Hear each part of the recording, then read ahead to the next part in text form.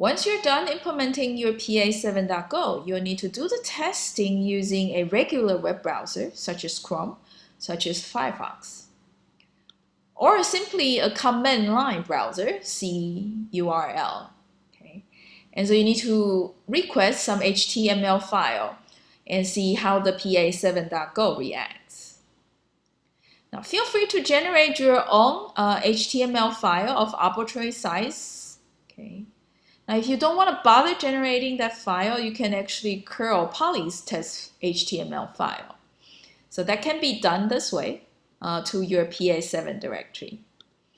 So by the end of this, you will see server-test.html being created in your pa7 directory. Now you may curl or Chrome or Firefox to this file, server-test.html, and see if your pa7 responds with the correct file size. Now let me demonstrate Poly's pa7. All right, so pa7 server launched, and now curl 999, and that's request the testing file. HTML. There. Curl says empty reply from server. Yeah, because pa7 does not demand you to send anything back to the client. But pa7 demands you to tell what the file size is if the file exists.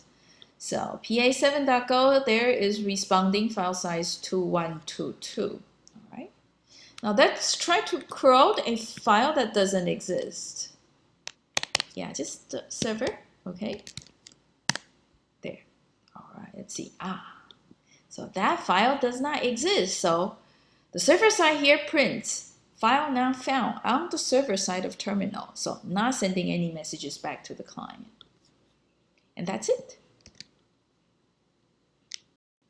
So the pa7.go Poly demonstrated earlier is implemented taking the string request.go approach, which means I'm reading the text coming in one line at a time and then try to interpret where the URL is and then fetch the path name, file name, and then find out the file size.